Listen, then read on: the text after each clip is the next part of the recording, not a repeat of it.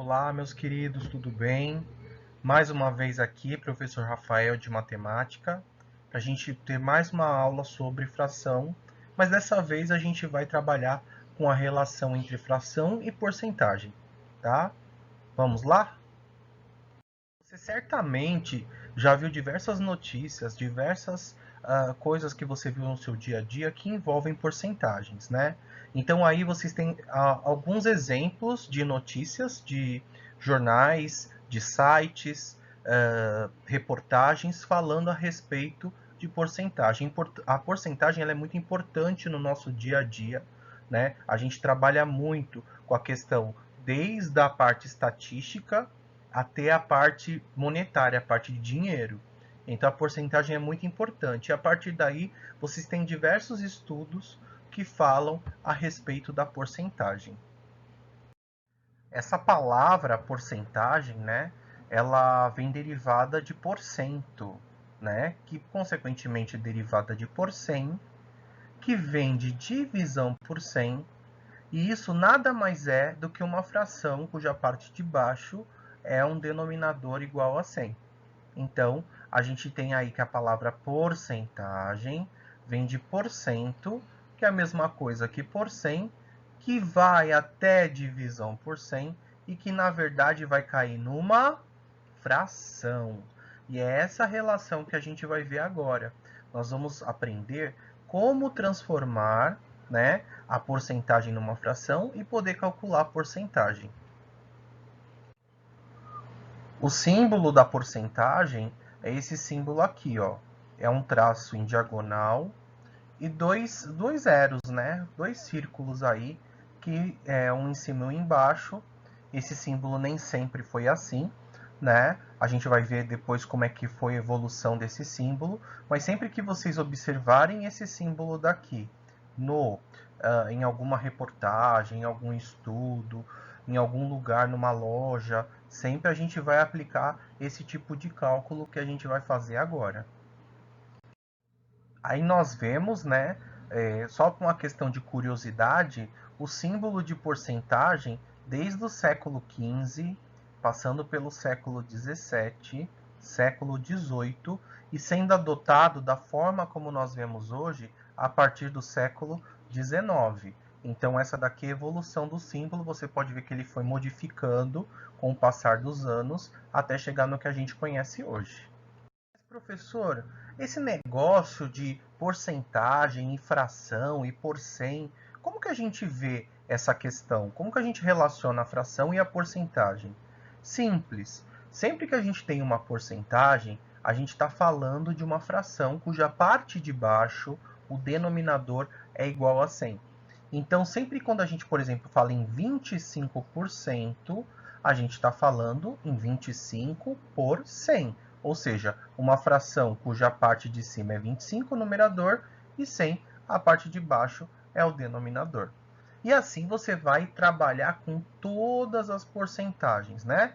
28% é 28 por 100, então aqui a gente tem, né? 28 em cima, numerador, 100 embaixo, denominador. 6% é 6 por 100, então a gente tem aqui 35% é 35 por 100. Então, sempre a gente pode relacionar uma porcentagem com uma fração centesimal, ou seja, cujo denominador é igual a 100. Uma coisa importante salientar é que quando a gente vai tirar porcentagem de alguma coisa, de um total, sempre esse total equivale a 100%, tá? Então, 100% equivale ao total. É 100 em cada 100. Se a gente fala 25%, é 25 em cada 100. Mas se a gente fala 100%, 100% quer dizer que a gente está usando o total daquilo que a gente está tirando a porcentagem. Então, 100% corresponde ao total, tá? Então, uma coisa importante também salientar aqui. Vou fazer alguns exemplos, né? Alguns exemplos relacionados com a porcentagem. Então, olha só aqui, ó. Realizou-se uma pesquisa sobre exibição de filmes violentos na televisão no horário da tarde.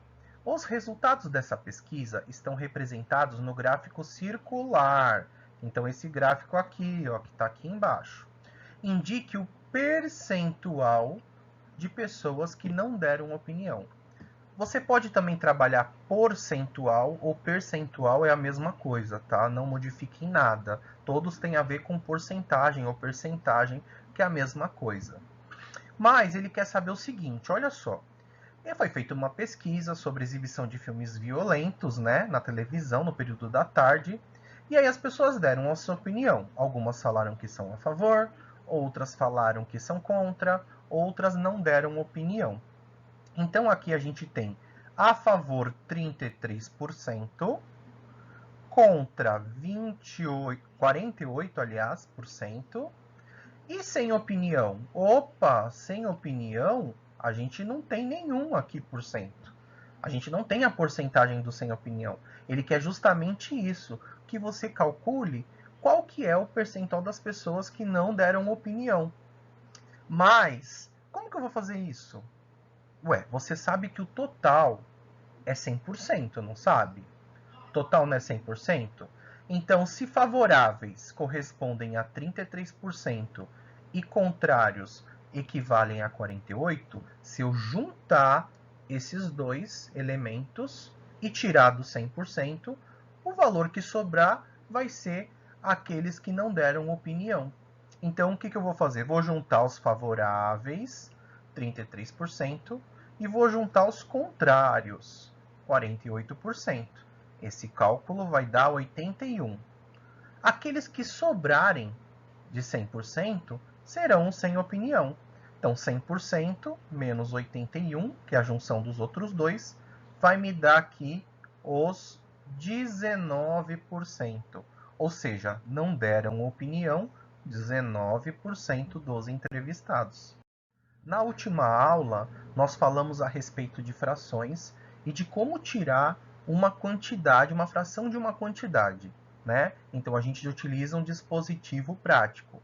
Divide pelo de baixo e multiplica pelo de cima o resultado, né? Ou pode ser o contrário também, não tem problema, né? Multiplica pelo de cima e o resultado divido pelo de baixo.